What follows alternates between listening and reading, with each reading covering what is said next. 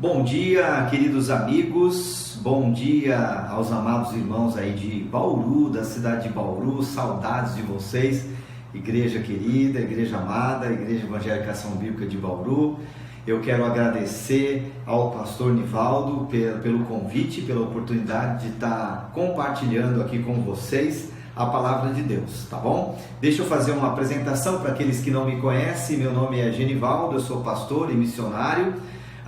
Sou missionário da Igreja Evangélica Ação Bíblica lá no bairro da Saúde, na capital de São Paulo. Eu e a minha esposa, nós estamos completando daqui a um mês e meio 18 anos que nós estamos aqui vivendo na Amazônia. O nosso trabalho consiste basicamente em alcançar os ribeirinhos da Amazônia com o Evangelho de Jesus Cristo. Nós estamos aqui na Amazônia trabalhando pela Missão Seara. Missão Seara é uma sigla, significa Serviço de Evangelismo e Assistência aos Ribeirinhos da Amazônia. Ela é uma extensão, é um braço da Palavra da Vida, da organização Palavra da Vida.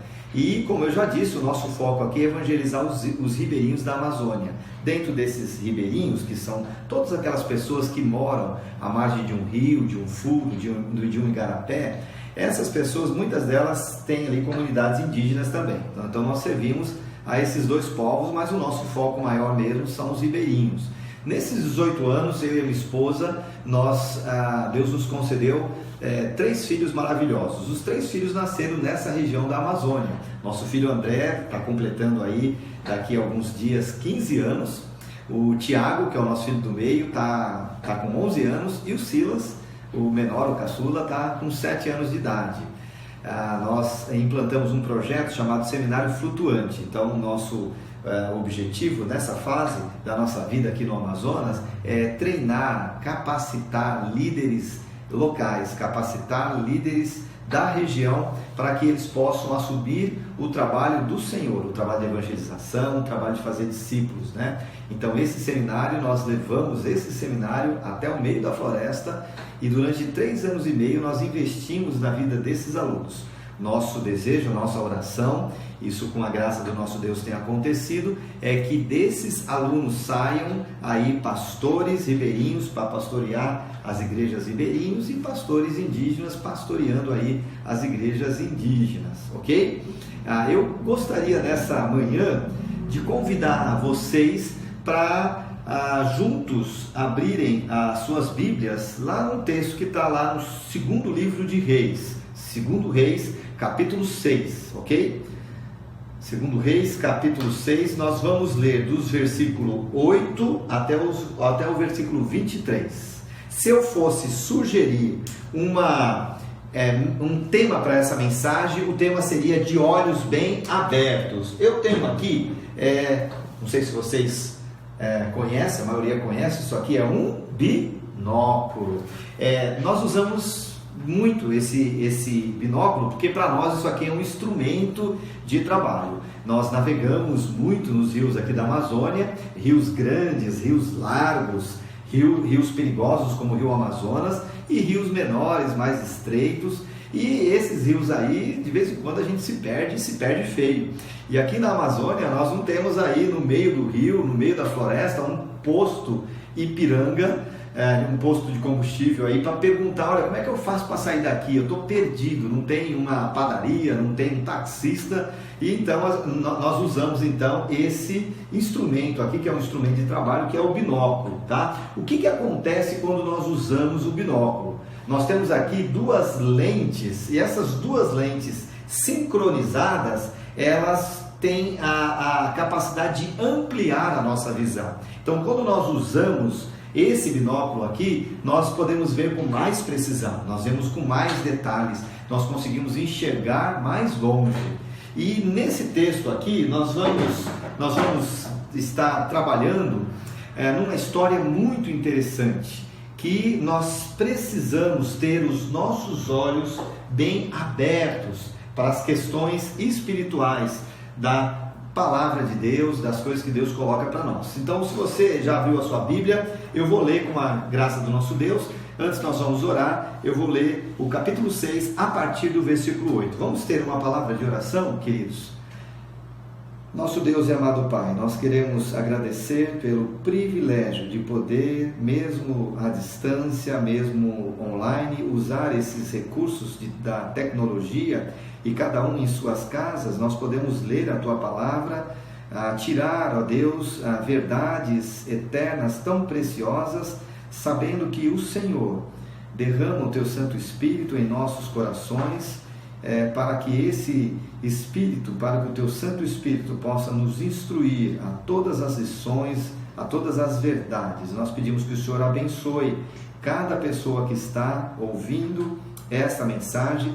Nós pedimos que o Senhor abençoe, ó Deus, a leitura da Tua Palavra e a explanação, os ensinamentos contidos aqui.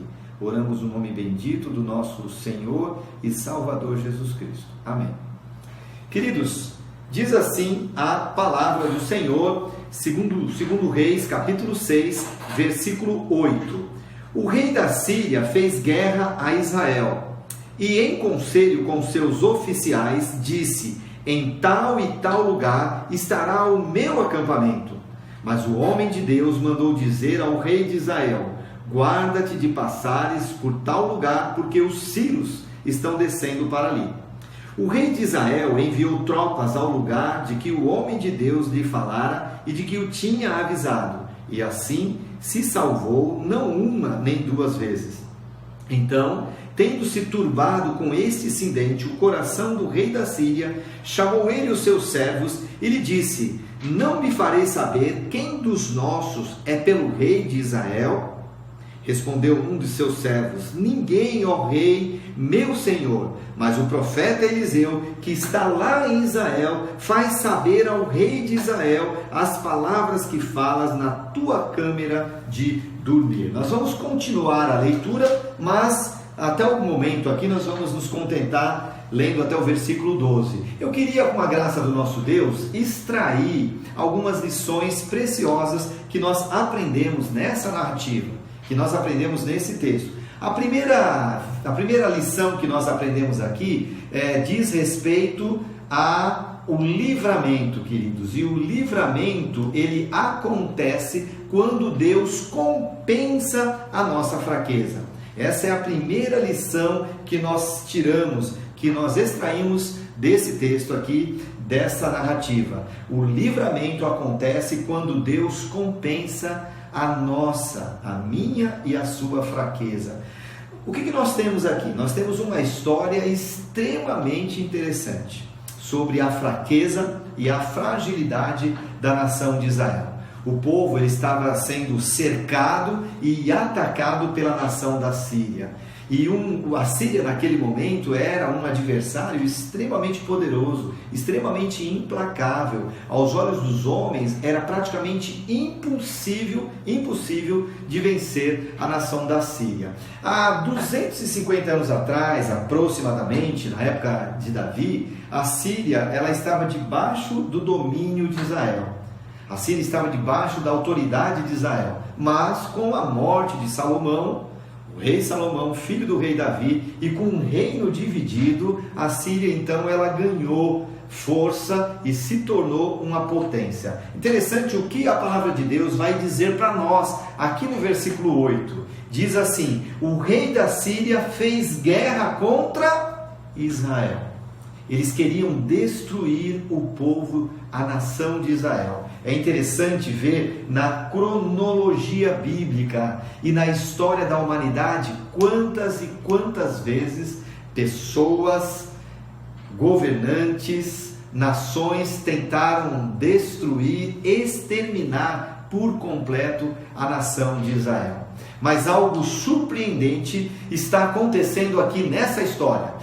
Toda vez que o rei da Síria, que o rei inimigo, ele tentava lá na intimidade do seu quarto planejar uma estratégia, um plano para destruir Israel, Deus ele ia lá, ele revelava essa estratégia para o profeta Eliseu, que por sua vez ia e contava tudo para o rei de Israel, a fim de que a nação não fosse destruída. O rei da Síria, ele chega até a afirmar, a dizer que tinha um traidor dentro dos seus próprios homens aqui. Porém, alguém alerta, alguém avisa e fala: ó, rei, não é assim, não existe nenhum traidor. Mas o próprio Deus, ele vai até um profeta chamado Eliseu e informa o que o Senhor está planejando na intimidade do seu quarto.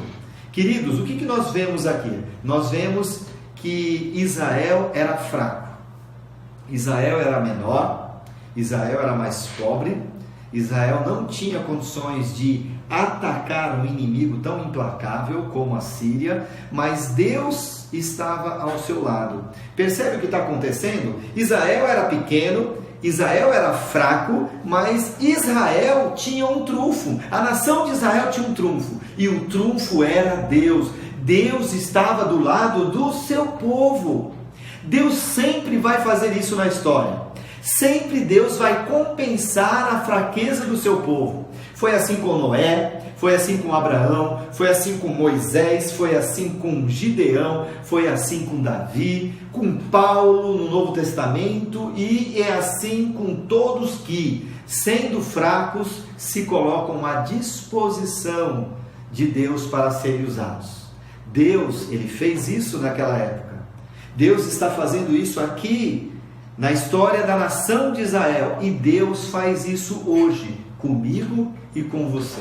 Ele faz isso com as nossas vidas. Ele pega vasos de barro, vasos quebrados, simples, sem nenhuma beleza aparente, e ele transforma esses vasos, as nossas vidas, num vaso bonito, de honra, de bênção, de glória para o nosso Deus. Ele nos usa, queridos, para conquistarmos vitórias para Ele. Eu não sei quantos que estão aí ouvindo essa meditação, quantos de nós já passou por alguma experiência na vida que se sentiu tão fragilizado, se sentiu tão pequeno, que Deus teve que compensar essa fraqueza para dar algum tipo de livramento e para dar algum tipo de vitória. Eu lembro de uma experiência. Essa experiência aconteceu há 15 anos atrás. Nós morávamos na região da Amazônia, mas do lado do Pará. E nós então tínhamos uma responsabilidade, eu e a minha esposa. Na época nós não tínhamos filho, o André não tinha nascido ainda. Foi no início de 2015 essa experiência, janeiro de 2015, e nós então tínhamos a responsabilidade de trazer os nossos alunos de Belém do Pará até uma viagem de 5 dias de barco até Manaus. De Manaus entrar num barco da missão e ir até essa região do Rio Abacaxis para evangelizar. Eu lembro que nós fazíamos uma divisão. Eu e a Mara, nós éramos professores na época, orientadores, responsáveis por aqueles alunos. A Mara descia na comunidade com 2 moças, ficava ali naquela comunidade 2, 3 dias. Aí o barco navegava por mais 2, 3 horas. E eu lembro quando eu fiquei com 2 alunos numa comunidade distante. Eu não conhecia aquele rio, eu não conhecia aquela comunidade. A minha esposa tinha ficado horas antes com 2 alunos, e agora eu estava com 2 alunos. E o missionário fundador da nossa missão, o missionário americano, o senhor Ricardo Parker, ele então nos atualizou e deu algumas informações importantes sobre como era aquela comunidade. A comunidade era uma comunidade fechada, a comunidade era uma comunidade hostil, e eles não aceitavam a presença de missionários. E quem mandava naquela comunidade era uma mulher. A mulher era uma espécie de feiticeira, e essa era uma mulher muito brava. Então, conforme, queridos, o missionário foi atualizando as informações, eu lembro a cara dos 2 alunos. Eles estavam ali possuídos de medo, e eu confesso que, apesar de ser professor, eu também fui tomado ali de medo, né? Com relação às informações que estavam que foram passadas para nós.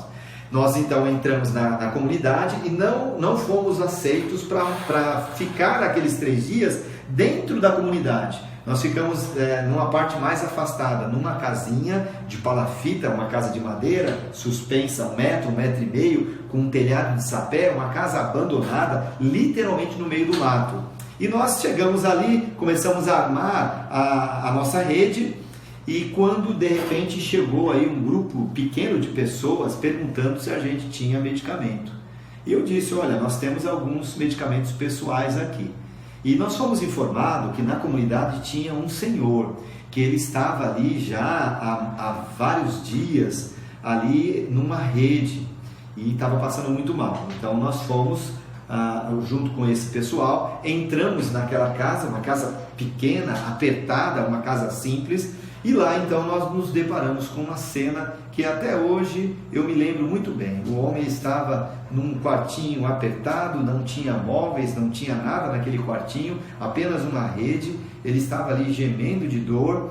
Eu me recordo que eu ajoelhei para ficar na mesma direção, na mesma altura que ele, e comecei a fazer perguntas para aquele homem, para tentar descobrir ali, numa espécie de triagem, qual era o problema dele.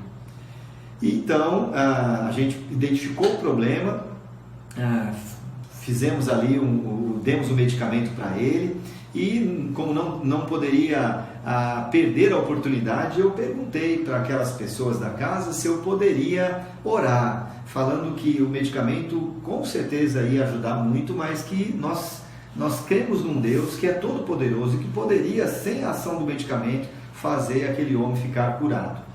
E de prontidão eles aceitaram que eu orasse. Então eu aproveitei aquela oportunidade para ler, deixar um texto da palavra de Deus e orei. Então eu estava ali basicamente ajoelhado para ficar na altura daquele homem, e eu lembro que eu orei, e quando eu terminei de orar, que eu olhei para trás, eu vi assim uma mulher, mas com um semblante demoníaco. Quem era aquela mulher? Era justamente aquela mulher que mandava prender e mandava soltar ali naquela comunidade. Era a presidente da comunidade, era a feiticeira de todo aquele rio, de toda aquela região, uma mulher de coração duro e extremamente usada pelo inimigo. Olha só o que Deus está fazendo aqui, irmãos. Nós estávamos no começo, quando o missionário começou a falar da mulher, nós estávamos apreensivos, nos sentimos pequenos, nos sentimos amedrontados, e sem saber, Deus nos levou até a toca da raposa, até a toca do lobo ali. Nós estávamos ali pregando o evangelho, orando, sem saber. Talvez se a gente tivesse a consciência para onde a gente ia, a gente teria ficado assim um pouco mais amedrontado, né? Eu lembro muito bem dessa situação, e lembro o que Deus fez conosco naquele momento. Deus, ele compensou a nossa fraqueza. Deus, ele tirou o medo de nós, e Deus nos deu livramento. Eu lembro que nós estávamos nos sentindo fracos, com medo, mas Deus compensou a nossa fraqueza, nos dando livramento e nos dando vitória. Queridos, Deus faz isso conosco. Deus faz isso comigo, Deus faz isso com você. Deus está fazendo isso aqui para aquele jovem que era servo do profeta, e ele tá fazendo isso para a nação fragilizada de Israel. Ele compensa a nossa fraqueza, especialmente naqueles momentos que nós não temos mais para onde recorrer. E ele nos dá o livramento, e ele nos dá a vitória. Naquele dia eu lembro que Deus disse para Paulo, lá em 1 Coríntios, ele falou para Paulo o seguinte: Paulo, o meu poder se aperfeiçoa na fraqueza. E Paulo depois ele diz, lá na sequência do versículo, capítulo 12, versículo 10, e ele vai dizer: porque quando sou fraco, então é que eu sou forte. Porque é na fraqueza, queridos, que o poder de Deus se renova em nossas vidas. Lembre-se dessa lição: Deus me ajuda quando estou em dificuldades. Deus ajuda o seu povo, os seus filhos, quando nós estamos em dificuldade. Nós estamos passando por uma fase extremamente difícil. Nós estamos com informações que estão assim em estado de convulsão, atropelando a gente. São tantas informações nos meios de comunicação, seja através da televisão, seja através da internet, e nós não sabemos mais aquilo que é verdade, aquilo que é mentira, aquilo que é falso, aquilo que é verdadeiro. E no meio de toda essa pandemia, desse coronavírus que tem assolado o mundo inteiro, no meio do nosso país, que tem sido assim tão tão influenciado por esse vírus mortal. Nós estamos confinados nos nossos lares, não podemos ir para a igreja, por isso que nós estamos aqui online, por causa desse vírus. Mas o problema do nosso país não é apenas essa pandemia, nós temos um problema político aqui, e nós precisamos orar, e com certeza esses problemas externos, essa pandemia, essa pressão, esses problemas políticos, nós não sabemos o que vai acontecer a semana que vem, não sabemos o que vai acontecer o mês que vem, o ano que vem. Nós não podemos planejar absolutamente nada para daqui a 30 dias, 15 dias, 10 dias. Nós estamos basicamente com as mãos amarradas aqui. E aí a gente se pergunta, o que está acontecendo? Os meus planos, eu fiz planos e esses planos foram todos cancelados. Eu fiz planos e esses planos estão dando tudo errado. Nós não temos mais a certeza se a gente vai ter emprego, se a gente vai ter salário, se a gente vai ter condições de pagar as nossas contas, as nossas dívidas, se a gente vai ter condições de colocar mantimentos nos nossos armários, de continuar sustentando a nossa família. E toda essa pressão da economia mundial, de um país que está aí assolado pela corrupção, com problemas políticos sérios, tudo isso gera uma tensão dentro dos nossos corações. E aí nós, olhando para esse texto, olhando para a palavra de Deus, nós aprendemos sobre isso. Deus compensa a nossa fraqueza. Quando nós estamos fracos, Deus ele nos dá o livramento, Ele nos dá a vitória. Os nossos planos podem estar dando errado, mas os planos de Deus não são frustrados. Deus está no controle absoluto da situação. Deus está cumprindo o seu plano eterno e soberano. Nada escapa dos olhos do nosso Deus. E Ele está com um quebra-cabeça, Ele está encaixando as últimas pedras do seu quebra-cabeça. Alguns estão afirmando que Cristo já está nas nuvens voltando. Eu creio na vinda eminente do nosso Deus. Então a primeira lição que nós aprendemos nesse texto é sobre livramento. O livramento acontece quando Deus ele compensa a nossa fraqueza. Mas tem uma segunda lição nesse texto, e essa lição ela tem a ver com fé. Ela está dos versículos 13 até os versículos 20, e nós vamos continuar lendo o texto, né? A fé é enxergar o que os nossos olhos naturais não conseguem ver. Fé é enxergar o que os nossos olhos naturais não conseguem ver. Vamos continuar a leitura. Versículo 13, capítulo 6, versículo 13 de 2 Reis vai falar: Ele disse: Ide e vede onde ele está, para que eu mande prendê-lo. Foi-lhe dito: eis que está na cidade de Dotã. Então enviou para lá cavalos, carros e fortes tropas. Chegaram de noite e cercaram a cidade. Tendo-se levantado muito cedo o moço do homem de Deus e saído, eis que tropas, cavalos e carros haviam cercado a cidade. Então o seu moço disse: ai, meu senhor, que faremos? Ele respondeu: não temas, porque mais são os que estão conosco do que os que estão com eles. Orou Eliseu e disse: Senhor, peço-te que lhes abra os olhos para que vejam. O Senhor abriu os olhos do moço e ele viu que o monte estava cheio de cavalos e carros de fogo em redor de Eliseu. E como desceram contra ele, orou Eliseu ao Senhor e disse: fere, peço-te, esta gente de cegueira. Feriu de cegueira, conforme a palavra de Eliseu. Até aqui, até o versículo 18, né? Até o versículo 18. Eu falei até o 20, mas nós vamos ler até o 18 mesmo. Então, segunda lição aqui sobre fé. Preciosa lição que nós aprendemos nessa parte dessa narrativa. Fé é enxergar aquilo que os nossos olhos naturais não conseguem ver. A história então ela continua e nós vemos que na sequência o rei da Síria ele ficou furioso quando ele descobriu que o informante era o profeta Eliseu. Ele manda um batalhão de soldados para a cidade de Dotã, já dentro ali da província de Israel, do país de Israel, a fim de capturar o profeta Eliseu. Deixa eu dar uma informação para vocês, irmãos, sobre a cidade de Dotã. Dotã era uma cidade pequena, Dotã era uma cidade pobre, é uma cidade sem expressão.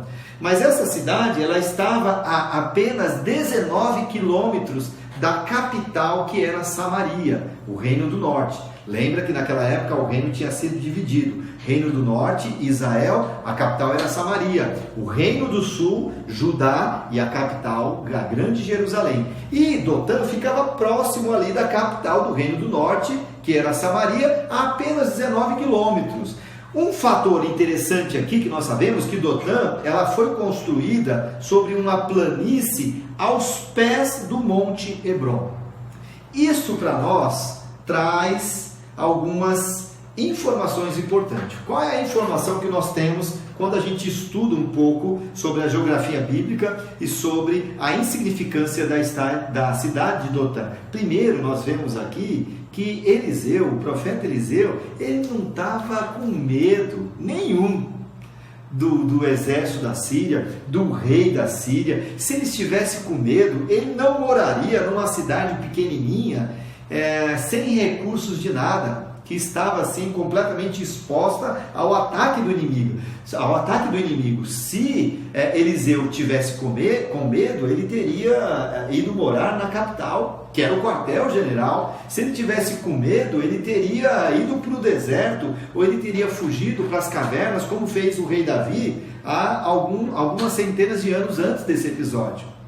Agora, o interessante é que nessa passagem, o profeta, o servo, o empregado, aquele jovem, ele tomou um grande susto quando ele viu toda a cidade cercada, tomada pelo exército dos sírios, dos inimigos, com cavalos, com carros de guerra. E eu fico pensando aqui, meus irmãos, quanta gente para capturar um velhinho, um profeta velhinho, um homem de idade avançada.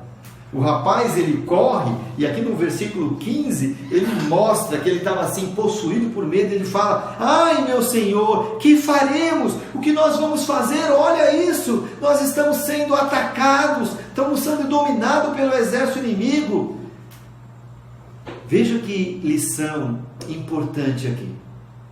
Olha como tem algo interessante nessa parte do texto. Nós temos dois homens, um jovem e um homem mais velho, que era o profeta de Deus. O jovem aprendiz de profeta e o profeta Eliseu. Nós temos dois homens, o mesmo cenário, a mesma realidade, a mesma situação, mas aquele jovem, ele foca os seus olhos apenas nos problemas, enquanto que Eliseu, ele foca os seus olhos no nosso Deus. Os olhos do profeta não estavam focados nas circunstâncias dessa vida, nos problemas desse mundo, nos inimigos, nos adversários que a vida traz para nós. O jovem, ele tirou o foco de Deus e colocou o foco no problema. Eliseu sempre esteve focado no Senhor, seu Deus. Lembre-se, querido, ter fé é enxergar o que os nossos olhos naturais não conseguem ver. Eliseu, ele responde ao rapaz: não tenha medo, pois aqueles que estão conosco são mais numerosos dos que estão com eles. Versículo 16. Queridos, Deus está aqui ao nosso lado. Muitas vezes nós estamos com medo porque não enxergamos o que vai acontecer amanhã. Nós não conseguimos enxergar com os olhos da fé, com os olhos espirituais, e ver o que Deus está preparando em termos de vitória, em termos de livramento. Bem-aventurado, feliz é todo soldado que vai à batalha na convicção de que marcha debaixo de um Deus que é todo-poderoso. A palavra de Deus nos garante que nós já somos mais do que vencedores em Cristo Jesus. Eu lembro que, olhando para esse jovem, vendo o medo nos olhos dele, ele falando: ai Senhor, o que nós vamos fazer? Eu lembro de uma outra experiência que nós tivemos aqui no Amazonas há 5 anos atrás. Estava viajando, nós estávamos na nossa embarcação, numa lancha, eu, a minha esposa e os meus 3 filhos, o André, o Tiago e o Silas. O André vai fazer 15 anos daqui a alguns dias, ele tinha 10 anos na época, o Tiago tinha apenas 6 anos e o Silas tinha então 3 anos. Então o Silas e o Tiago, eles eram muito pequenos, nós estávamos navegando o rio Amazonas e nós fomos pegos por uma tempestade, mas uma tempestade, aquelas escuras, aqueles ventos fortes, e nós não conseguimos enxergar assim mais de 50 a 100 metros. E nós estávamos ali, eu me recordo que nós estávamos com um professor indo para um módulo de seminário flutuante. Esse professor tinha chegado de São Paulo, ele mora na região do ABC Paulista, e eu ia dar uma matéria, e esse professor, ele ia dar uma outra matéria, um pastor lá da cidade de São Caetano, né? Ele ia dar outra matéria, e ele, quando ele olhou para mim e viu aquela tempestade toda no meio do Amazonas, o Amazonas é um rio muito largo, muito grande, muito perigoso e muito traiçoeiro.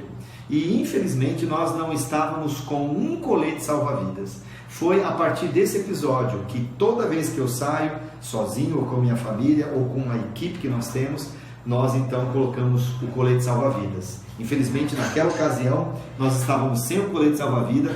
O André, ele estava na proa do barco, na parte da frente do barco, e eu lembro que veio uma onda tão alta, tão grande, que levou a gente para cima e desceu. E o André ficou assustado, ele já era grandinho, tinha 10 anos, e quando ele viu que o negócio estava feio, ele foi por meio da embarcação, abraçou a mãe, a minha esposa, a Mara, e ele começou a chorar e falou: mãe, eu não quero morrer, mãe, eu não quero morrer aqui.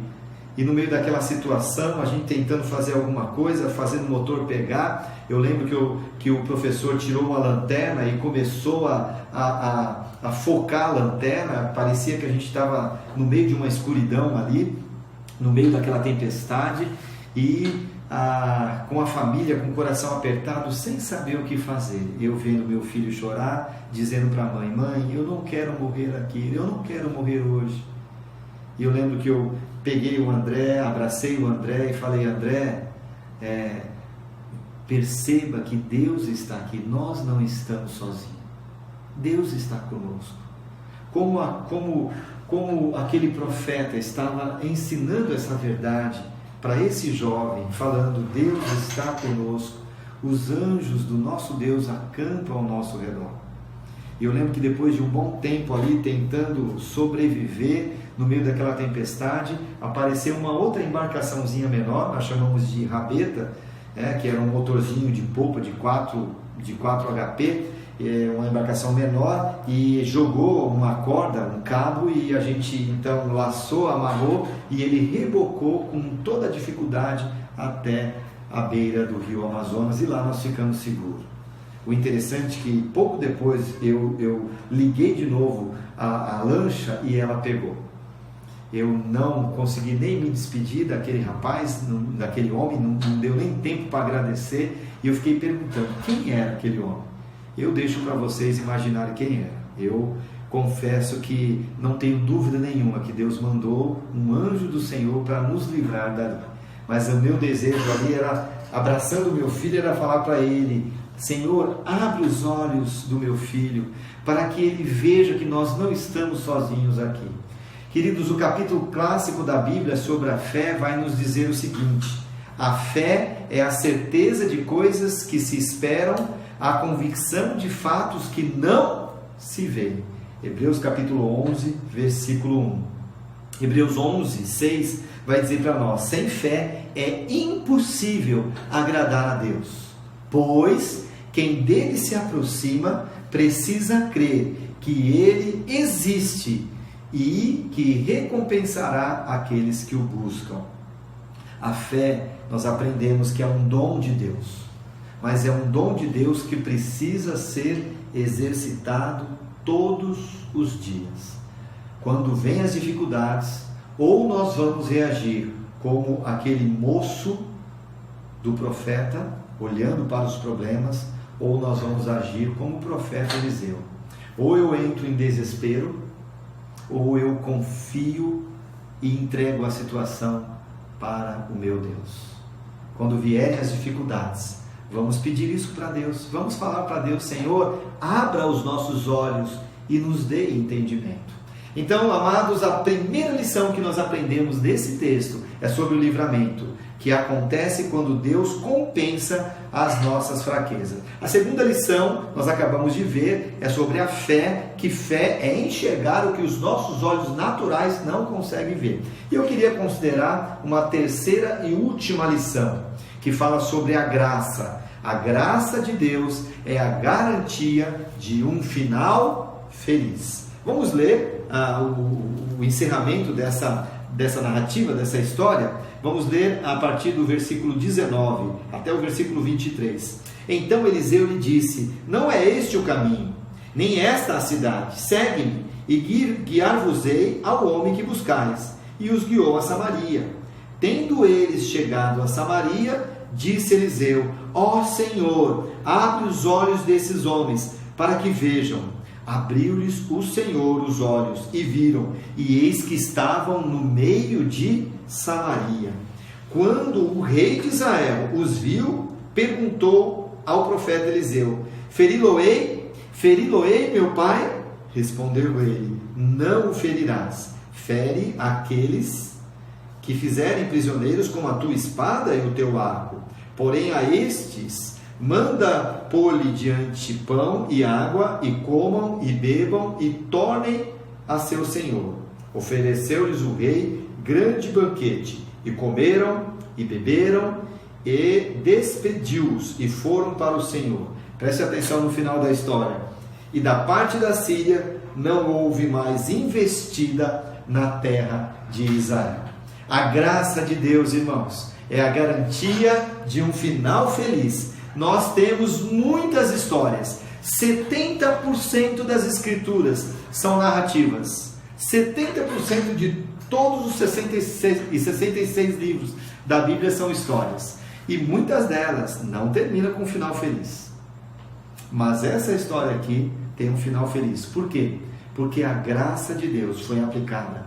Porque a graça de Deus é a garantia de um final feliz. Eliseu, nós vemos aqui nessa parte da história, ele ora e o rapaz vê o exército todo poderoso de Deus. Eliseu ora novamente e os soldados inimigos, eles ficam cegos. Nessa parte da história aqui, nós vemos que os papéis eles se invertem. Agora é o inimigo, são os soldados, o exército da Síria que estava em perigo. Cegos, o profeta leva aqueles soldados até a capital, que era a cidade fortificada, que era o quartel-general, né? E quando os olhos dos soldados são abertos, eles estão no meio de Samaria. Você imaginou essa cena, irmãos? Que fantástico! Você imagine, por exemplo, eu estou imaginando aqui, imagino que deve ter sido assim, né? O profeta ora, eles ficam cegos, o profeta então leva eles. Imagine aquela fila indiana, 19 quilômetros, aquele agrupamento, aquele batalhão, aquela parte do exército do inimigo da Síria, um atrás do outro, perfilados, vão caminhando para uma emboscada. E quando eles chegam ali na capital, quando o rei de Israel, ele vê o que está acontecendo, ele fala: vingança, vamos matar todos eles? É isso que nós vamos fazer?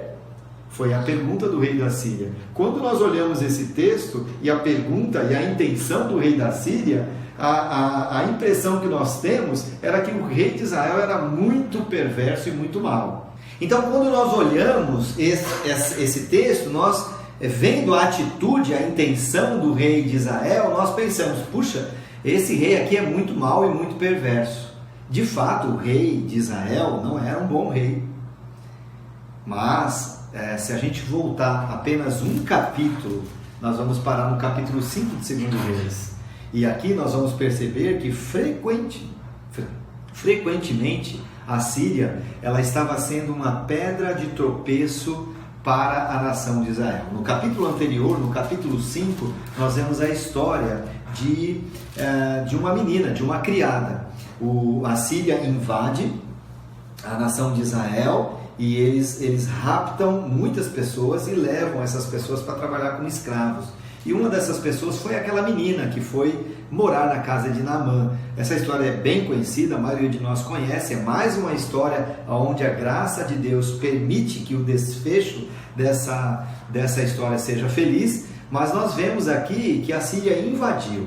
E a Síria invadindo, nessa ocasião, um capítulo antes, na página anterior, levando cativo aquela menina e muitas outras pessoas, o que foi que aconteceu? Nessa invasão, muitas vidas foram ceifadas, muitas vidas foram destruídas, casas foram queimadas, famílias foram separadas, filhos ficaram órfãos, e agora, apenas um capítulo depois, nós vemos em que Deus permite que o rei de Israel então se vingue, né? Então é natural pensar que o rei de Israel queria de fato, estava pensando em vingança. Agora a resposta de Eliseu, ela é surpreendente, e lá no versículo 22 do capítulo 6, Eliseu ele vai falar: não, nós não vamos matar, muito pelo contrário, nós vamos dar água, nós vamos dar comida e nós vamos soltar esses soldados para eles voltarem para suas casas, para eles voltarem para o seu rei. E aqui no texto, aqui, no versículo 23, vai falar que o rei, ele providenciou um banquete. Olha só o que está acontecendo, né? É interessante que Eliseu, ele é o sucessor de Elias. Elias, ele é conhecido no Antigo Testamento como o profeta do fogo. Eliseu é conhecido como o profeta da graça de Deus. Eliseu é conhecido como profeta do fogo porque as palavras de Elias, Elias é conhecido como profeta do fogo porque as palavras de Elias eram palavras fortes, eram palavras contundentes, ele falava como um trovão. Agora, Eliseu, que foi conhecido como profeta da graça de Deus, as palavras de Eliseu eram como uma brisa suave, que vinha sempre com um belo e doce, de modo belo e doce, falando às pessoas. Essa lição aqui fala sobre a graça de Deus. Muitas vezes nós ouvimos pessoas que não conhecem a Deus, pessoas que não conhecem a palavra de Deus, falando: olha, eu gosto do Deus do Novo Testamento, eu não gosto do Deus do Antigo Testamento, como se houvesse dois deuses, o do Antigo Testamento e o do Novo Testamento. Eu já vi pessoas falando: olha, eu gosto do Deus do Novo Testamento, porque o Deus do Novo Testamento é um Deus de graça, é um Deus de misericórdia, é um Deus de amor, mas o Deus do Antigo Testamento é um Deus rancoroso, é um Deus que derrama sangue. E aí nós olhamos, quando nós lemos toda a Bíblia, inclusive o Antigo Testamento, nós vemos que é possível de maneira muito clara e evidente encontrar a bondade de Deus, a graça de Deus, a misericórdia de Deus. Êxodo capítulo 34, versículo 6, vai dizer para nós: Deus clemente e longânimo, grande em misericórdia e fidelidade. Eu fico pensando aqui no desfecho dessa história. É impressionante, irmãos. Olha como termina no versículo 23. E da parte da Síria não houve mais investidas na terra de Israel. Deus, ele mostra a sua graça ao ajudar e proteger, embora por vezes ele permita que os problemas eles sobrevenham sobre as nossas vidas. Eliseu demonstrou a graça de Deus aos soldados inimigos ao capturá-lo e não matá-los, mas capturando, alimentá-los e deixá-los retornar para suas casas, para o seu rei. A pergunta que eu faço hoje é: será que temos a mesma atitude que Eliseu teve com os nossos inimigos? Aquelas pessoas que fazem mal para nós, aquelas pessoas que nós não gostamos, aquele vizinho chato, aquele cara intragável que trabalha conosco. Será que nós estamos dispostos a pagar o mal com o bem? De fazer o que Jesus Cristo fez? De fazer o que o profeta Eliseu está fazendo aqui? De perdoar, de tratar bem, de ser manso e não ser vingativo? O problema ele foi resolvido aqui. Agora, a paz ela não foi resolvida por meio da política do rei Jorão, mas por meio da intervenção do profeta da graça de Deus. Queridos, que nós possamos agir sempre como verdadeiros discípulos de Jesus. Jesus, ele vai dizer para nós: não te disse eu, se creres verás a glória de Deus. Sabe qual foi o contexto dessas palavras de Jesus? Quando Lázaro morreu, passaram o recado para Jesus. Jesus vai até aquela aldeia chamada Betânia. 4 dias depois ele chega, e quando Marta e Maria ficam sabendo que Jesus está se aproximando, está entrando no vilarejo, elas vão até Jesus e levam Jesus até a porta do túmulo. E Jesus, ele vê Marta, ele vê Maria chorando, ele vê as pessoas chorando, e Jesus então pede para abrir o túmulo, tirar a pedra, rolar a pedra, e Marta então, ela tenta repreender Jesus. Marta, ela fala: Senhor, não precisa disso não faz isso não, Senhor, já faz 4 dias, já não cheira bem, não há mais necessidade, se o Senhor tivesse vindo antes, mas agora ele já está morto, já se passaram 4 dias, acabou. E olha só o que Jesus diz lá em João 11:40, não te disse eu, se creres verás a glória de Deus. Queridos, é possível ouvir o nosso Deus hoje, nesse domingo pela manhã, falar essa mesma lição, essas palavras poderosas aos nossos corações. Nesse momento de pandemia, de caos político, de insegurança nacional, de instabilidade mundial, nós podemos ouvir Deus falar aos nossos corações: creia, tenha fé e verás a glória do nosso Deus. Que o Senhor te abençoe de maneira rica e preciosa. Vamos orar?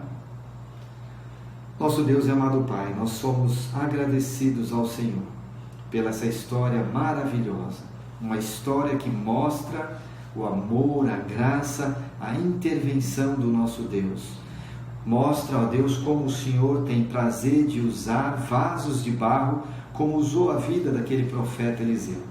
E olhando para as nossas vidas, ó Deus, nós queremos pedir perdão por tantas vezes saber que a nossa fé é tão fraca, quanto nós temos sido tímidos, e quantas vezes nós temos olhado apenas para as circunstâncias.